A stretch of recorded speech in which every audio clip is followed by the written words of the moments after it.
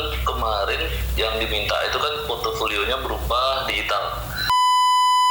Cuman garis besarnya yang ditekan itu koneksi sama problem solving. Terus sama surat pengalaman kerja dari yang relevan ya tentunya yang kalau fotografi gitu. Hey guys, ketemu lagi bareng gue Budi di sini dan di channelnya Budi Rahayu 645. Well, banyak sekali teman-teman yang nanya tentang kerjaan fotografer di kapal pesiar. Sebenarnya gue udah ulas ya, sebelumnya gue udah pernah ulas, dan kemarin video terakhir kemarin yaitu ntar gue cantumin di sini aja ya, cantumin di sini yang kemarin syarat-syarat jadi fotografer di kapal pesiar. Cuman kan karena posisinya nih gue nih kan belum pernah itu interviewnya tuh di agen di Indonesia gitu, karena gue waktu itu posisi gue di departemen lain udah di kapal dan interview dengan HRD-nya langsung, dengan HR-nya langsung di sana, dan pasti berbeda dong dengan yang di agen seperti apa, karena gue kan di sana udah di kapal posisinya di departemen lain dan gue mencoba transfer ke fotografer dan gue alhamdulillah diterima sampai sekarang. Nah, kalau untuk posisi di Indonesia sendiri, untuk penerimaan fotografer di kapal pesiar itu ada beberapa agen yang menerima langsung fotografer dari Indonesia. Nah, syaratnya seperti apa? Kemarin gue udah kasih tahu ya syarat-syaratnya tuh kemarin ya, yang video sebelumnya. Tapi tekniknya itu kan gue nggak tahu secara langsung di lapangan, belum pernah mengalaminya. Tapi gue akan coba hubungi beberapa teman gue gitu yang sudah keterima jadi fotografer. Terusnya seperti apa kondisinya, istilahnya tuh bagaimana kondisi pada saat interview, terus pertanyaan-pertanyaan seperti apa, terus marlin testnya skornya harus berapa, seperti itu. Ada beberapa teman yang coba gua menghubungi gitu, nanti kalian bisa simak dan bisa mengambil manfaat dari video ini. Tapi sebelumnya kita subscribe dulu bagi teman-teman yang belum subscribe di channel ini, yang baru datang di channel ini silahkan subscribe dan jangan lupa tombol like-nya. Oke, jika kalian ada pertanyaan tolong cantumkan di kolom komentar, dan jika video ini bermanfaat buat teman-teman semua silahkan di share, bagikan ke teman-teman yang membutuhkannya. Oke, tanpa berlama-lama kita coba aja langsung ya, coba hubungin dulu teman gua ya. Ada beberapa teman yang gua hubungin, yang akan gua hubungin itu yang benar-benar udah diterima jadi fotografer di kapal pesiar dan interviewnya di agen sendiri. Oke, langsung saja. Kita udah bikin video, jadi udah bikin video tentang kapal.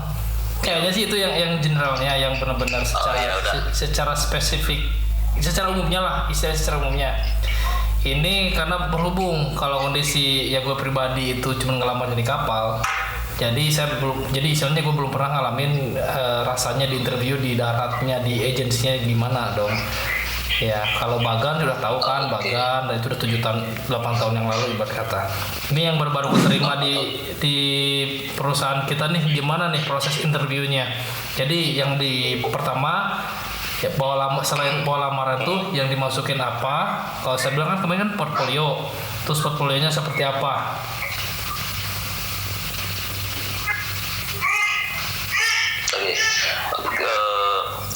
Kemarin kayaknya screenshotnya masih ada, ntar kirim screenshot untuk syarat-syarat dan info lowongan yang kemarin Bang Budi infokan pertama kali itu loh.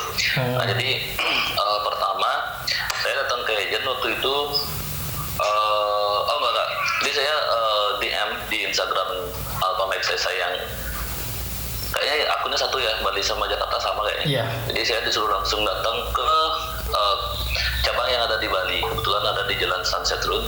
Ya kira-kira sekitar 40-50 menit lah dari rumah. Saya ke sana tanya info, kebetulan saya udah bawa CV juga. CV kebetulan sebelumnya saya kan udah sempat ngelamar di agen lainnya, jadi saya masih pakai CV yang itu, cuman ganti plan namanya aja. Nah jadi saya masih CV udah ready nih, jadi saya sana tinggal bawa. Nah jadi kebetulan kemarin yang diminta itu kan portofolionya berupa digital. Nah jadi saya tawarin, kebetulan punya Instagram, itu bukan termasuk portofolio katanya, karena itu cuma akun media sosial. Jadi saya dimintain waktu itu kalau ada blog boleh, kalau ada Flickr kalau bisa. Nah jadi kebetulan Flickr langsung saya buat. Kalau blog kan dulu emang udah ada gitu. Itu aja syaratnya. Itu aja. Terus pas di interview yang di interview gimana aja? Kalau yang masih ingat. Interview sebenarnya untuk fotografer kalau bukan sombong ya, kalau kita udah sedikit menguasai tentang teknik-teknik skill tuh kayaknya interviewnya nggak terlalu sulit sih bagi saya kemarin, karena kita waktu itu yang to the point-nya aja ya. Jadi saya waktu itu ditanya apa hubungannya kamera dan momen dalam fotografi gitu sih. Sebenarnya simpel kan, di hubungannya kamera dan momen itu ya, kamera itu kita pakai alat buat nangkap momennya itu yang dinamakan fotografi ya. Jadi saya pertanyaan seperti itu yang sangat mengecoh sebenarnya loh, karena kalau kita pertanyaan simpel seperti itu, karena ada sebelum saya teman yang lamar, dia pertanyaannya sulit katanya bang. Sulit dalam artian mungkin dia tahu fotografi, dia tahu moto, tapi bidang-bidang fotografi dia belum menguasai kayak gitu. Jadi dia sampai 3 kali interview baru lulus. Sementara saya pertama saya datang ke agent, bawa CV, langsung interview di bagian recruitment. Nah, yang kedua kalinya saya langsung interview keduanya saya langsung ikut Marlin test. Ngomong-ngomong, Marlin test dapat skor berapa? Gimana? Marlin test skornya berapa? Skor Marlin test Marlin test kalau nggak salah kemarin sekitar 86, 87 kalau nggak salah. Syaratnya berapa? Syaratnya di atas 82. 82. Oh, 80 tinggi. di atas 80. 80 ya, tinggi juga ya. Berarti Iya. memang benar-benar fotografi ini dibutuhkan skill khusus. Kebetulan ya mungkin ya, dari pertanyaan yang diajukan rekrutmen itu kebetulan dalam bidang yang sehari-hari saya kerjakan gitu loh. Istilahnya itu tadi fotografi, kenapa kamu milih fotografi ya gitu loh. Jadi kalau mungkin di perhotelan atau juga sih agak rumit sih katanya kalau perhotelan ya. Itu sesuai dengan bidangnya. Ini kan kita bidang ya fotografi ya. Oke. Bidang skill ya. Itu aja sih, mungkin nggak terlalu banyak ya. Mungkin soalnya ini banyak sekali teman-teman yang nanya nih. Soalnya yang nanya langsung interview. Sama gini ya teman. Syarat di CV. Nah kemarin kan saya udah nonton videonya Mang Budi. Itu benar. Jadi kita di sana yang paling penting itulah surat rekomendasi. Nah teman saya dia kerja di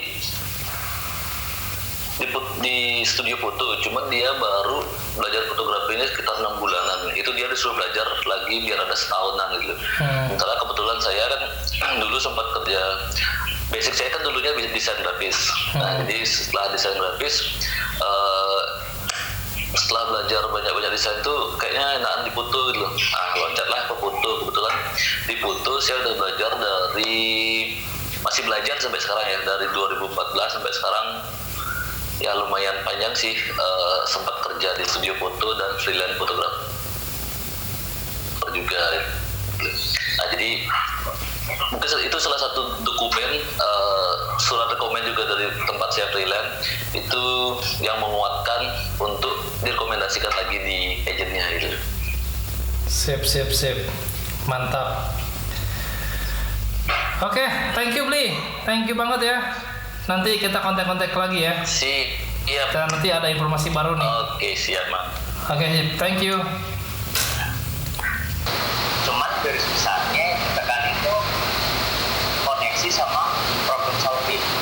Kayak gimana kita upload buat customer, gimana kita buat upload mereka, itu sama kayak nyelesain satu masalah itu aja. Berarti lebih ke handling komplain ya? Ya, handling komplain sih sebenarnya. Handling komplain. Handling komplain gimana kayak aku dikasih case dimana kayak ada penumpang nih kan, customer dia itu pengen foto tapi malu buat foto gitu kan. Terus aku diminta tolong gimana sih cara upload mereka kayak gitu, dengan pendekatan seperti apa, kayak gitu aja sih mas. Kemarin Marlin Test dapat skor berapa? Marlin tes dapat skor 85 sekali tes. 85 ya? Minimalnya berapa sih? Kalau jadi fotografer? Minimal 85. Minimal 85 ya? Iya sekarang. Oke. Terus gimana kesan-kesan kemarin pada saat sempat jadi 2 bulan sebulan ya? 2 bulan ya jadi fotografer, gimana? Ya asik, walaupun dia pertama kan emang semua kerjaan ya kayak penyesuaian itu satu keharusan gitu kan, emang pasti terjadi penyesuaian. Ya tinggal gimana kita menyesuaikan sih. Kayak beda banget gitu motret di istilahnya di daratan sama di tengah-tengah laut gitu kan. Kayak ketemu orang-orang baru terus dengan tingkatan yang berbeda gitu kan. Itu tuh kayak harus ada treatment tersendiri aja gitu kan. Lebih challenging ya, lebih tertantang, lebih challenging. Challenging sih pasti. Kayak kebiasaan gimana sih kita kayak kalau ngarahin orang di sini kan, mbak geser dikit, udah bisa di sana kan. Nah kayak gitu, terus ya lebih ke komunikasi aja sih yang dapat pengalaman. Ya terus cara-cara pemasaran, kayak gitu aja sih. Cara-cara approaching buat customer itu dapat ilmu banyak banget. Oke. Itu aja sih yang mau ditanyakan kemarin. Intinya sih pas proses interviewnya aja dan gimana karena kan gue ini lagi posisinya mau tanya testimoni orang-orang yang diterima langsung dari agensi, ya kan. Sedangkan gue kan ngelamarnya di kapal, kayak gitu. Itu aja. Thank you ya. Sip. Have a good day. Jadi gini, jadi pertanyaan kan beberapa orang viewers sama followers juga nanyain tentang cara untuk melamar kerja sebagai fotografer di kapal pesiar. Nah, sebagai pengalaman Tony yang kemarin sempat ngelamar dan diterima, dan sudah di hire walaupun kita sama-sama belum naik kapal. Ya, pengalamannya seperti apa dari mulai persyaratan sampai dengan marlin test dan lain-lain, interviewnya seperti apa? Bisa diceritakan? Oke. Jadi setelah itu kita nyiapin dokumen mana tuh kayak istilahnya identitas kita ya, kayak kakak dan sebagainya gitu sih. Itu di prepare di fotokopi juga, terus ada paspor juga waktu itu, terus sama surat pengalaman kerja dari yang relevan ya tentunya, yang kalau fotografi gitu. Itu sama harus ada capnya, jadi ada cap institusinya, stempelnya ya. Ya, stempelnya sama portofolio hasil foto kita itu. Terus apa lagi? Nah udah itu semua dibawa. Habis itu kita langsung datang ke agennya, Mas Desai, itu langsung isi form kayak walk-in interview gitu kan. Ya. Terus pertanyaan dari interview apa aja? Itu yang pertama itu relatif ini sih kayak lebih ke checking dokumen ya, kayak mereka lihat dokumennya gitu, terus tanya basic pernah kerja di mana aja, terus terakhir yang relevan dengan hal fotografi itu apa gitu. Terus habis itu apa ya, udah sih itu aja yang pertama. Nah terus yang kedua itu karena ngobrolnya mungkin lebih lama dan ngobrolnya lebih explore bahasa Inggrisnya di situ kan. Lebih ke skill komunikasi ya. Ya, benar. Yang kedua lebih apa ya, kemampuan conversationnya lebih di explore lah gitu. Kalau pertanyaan sih ya standar, terus nggak ada yang spesifik banget tentang fotografi juga nggak ada. Terus itu tadi kebanyakan risetnya apa sebagainya, terus pernah ngapain aja yang tentang fotografi, dan yang istilahnya selain fotografi pernah kerja apa aja, kayak gitu sih. Marlin testnya skornya berapa? Marlin test? Kenapa? Marlin testnya skor dapat berapa?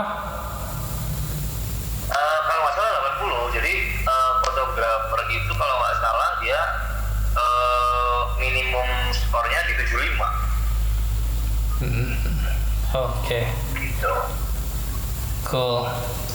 Itu aja sih pertanyaannya, soalnya ini lagi nanya beberapa orang ya secara random juga biar dapat gitulah informasi dari sudut pandang yang berbeda yang sudah berpengalaman langsung interview di agen ya.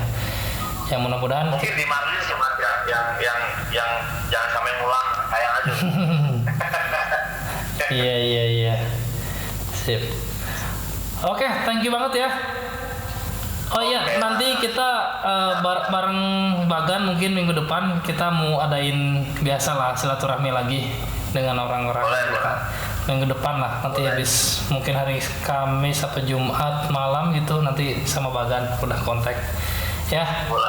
Sip. Oke. Thank you. Enjoy the rest of your evening. Cheers. Thank you, Mas. Oke. Well, ya itu aja sih untuk video kali ini. Yang penting inti dari penyampaiannya sudah bisa diterima. Ya mudah-mudahan bisa bermanfaat buat teman-teman semua.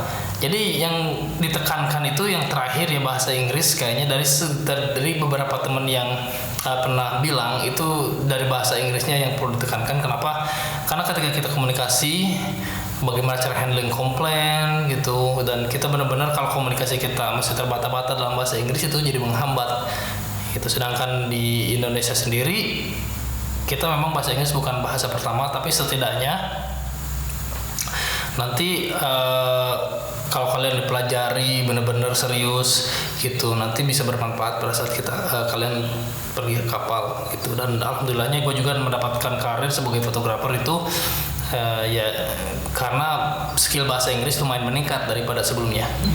Oke, gitu aja guys. Jangan lupa subscribe, like, share, and comment. Nantikan video-video selanjutnya. Thank you for watching and until the next time, see you. Bye bye.